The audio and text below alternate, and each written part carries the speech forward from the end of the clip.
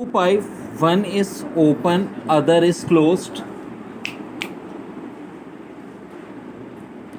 and one end of same length, then ratio of their fundamental frequency. एक open pipe, एक close pipe है, और एक तो ओपन है, एक वन एंड से क्लोज है. तो देखो ये शॉर्टर क्या रखो इसकी 2n/2n-1. एन से मुराद नंबर ऑफ फ्रीक्वेंसी.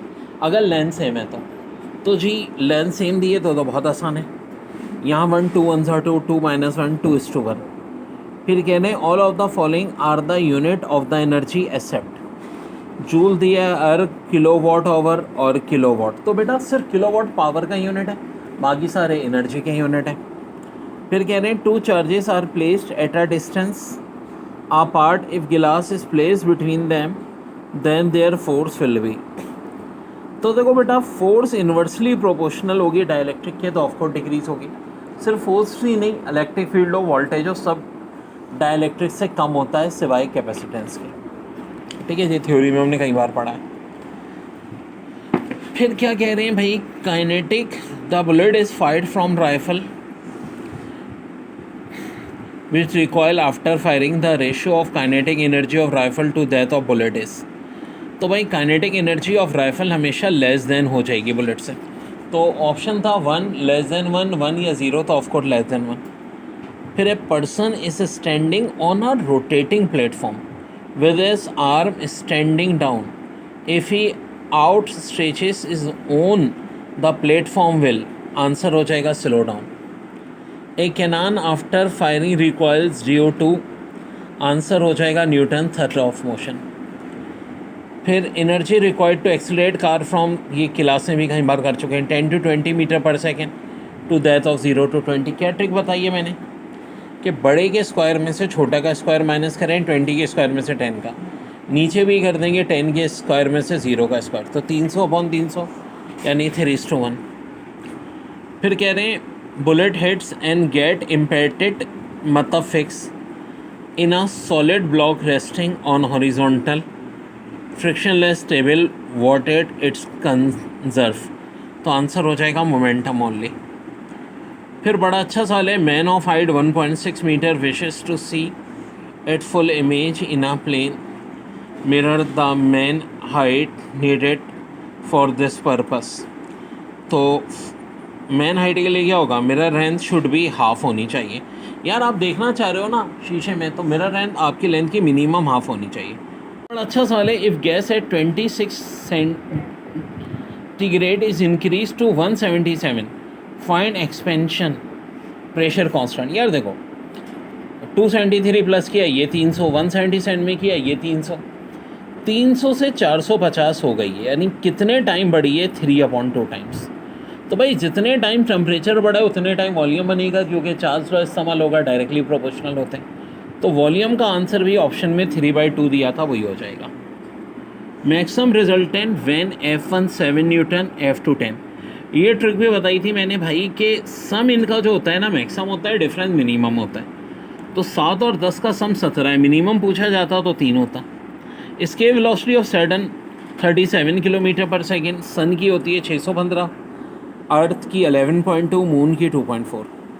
फिर कहा था ए बराबर है BC के, ए बराबर LT-1 के बी और B बराबर T-1 के बी. तो C की डायमेंशन क्या होगी. तो भाई देखो एक पहले क्रॉस मल्टीप्लाई कर लो, B को होता है A/B, LT-1 को T-1 से डिवाइड कर दो, आंसर L हो जाएगा. फिर कह रहे हैं when electron jump from R1 to R3 then radius is 1:3 का square 1:9. If two angles are parallel with opposite sign then angle between them is 180 degree. फिर body is moving with uniform velocity if r is double then tangential acceleration is 0 हो जाएगा. 1 paper पर metre square 10 की R4 Gauss या 1 Tesla हो जाता है. Which of following gives magnetic field, तो μ0I/2πr हो जाएगा. फिर है which experience torque, current carrying coil in magnetic field, बिल्कुल जी. फिर है magnetic field in infinitely long current carrying wire of radius R varies with R की पावर -1. ठीक है, मैग्नेटिक फील्ड इन इन्फिनिटली लॉन्ग करंट कह रहे हैं जो वायर होता है तो ये किसके वेरी होती है, r-1 से। ये एमसीक्यूज भी बहुत आती है। हाँ, अब ये नए आने लगे हैं सवाल, density of earth 4 times and radius become half. तो नया वेट क्या होगा, तो जो एक्सेलेरेशन ड्यू टू ग्रेविटी की शॉर्ट ट्रिक है वही मैं इसमें भी यूज़ करूँगा। क्या होती है, डायरेक्टली प्रोपोर्शनल होता है डेंसिटी और रेडियस के। डेंसिटी 4 टाइम बड़ी, रेडियस हाफ। 4 और हाफ को कैंसिल कर दो, आंसर 2, यानी 2 टाइम बढ़ जाएगा वेट। बड़ा अहम कॉन्सेप्ट है भाई। अगर आपकी हाइट 1.6 मीटर है और आप अपने इमेज देखना चाह रहे हो तो मिरर लेंथ आपकी हाफ यानी कम से कम 0.8 मीटर होनी चाहिए। फिर कह रहे हैं copper plate is heated to 100 degree centigrade, it cools by emitting infrared radiation. फिर कह रहे हैं electromagnetic wave can be diffracted, polarize, refracted, सब कुछ होता है। तो आंसर हो जाएगा ऑल ऑफ द अबव।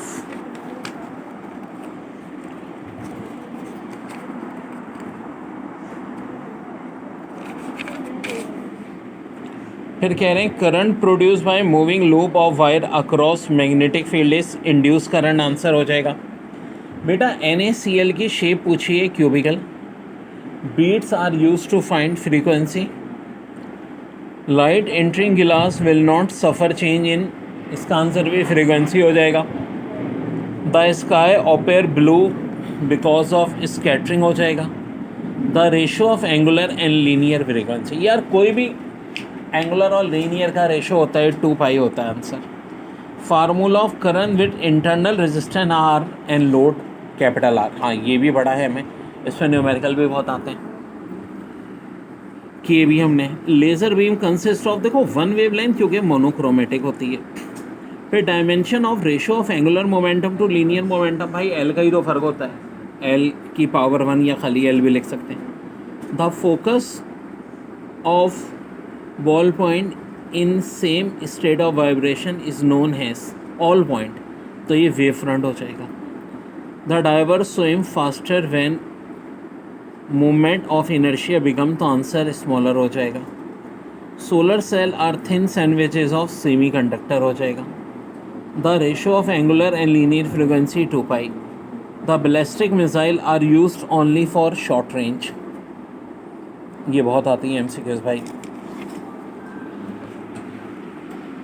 फिर addition of vector obeys commutative law, distributive, associative, all of them, तो of course answer all of them होगा। फिर study of sound acoustic, study of light optics कहलाती है। फिर देखिए बड़े अच्छे थ्योरेटिकल एमसीक्यूज हैं। Charge moving mass m and charge q, mass m और चार्ज q हो तो acceleration of charge in the term of E is QE upon m। ठीक है भाई, ये थ्योरेटिकल एमसीक्यूज है एक बड़ी अच्छी आपकी।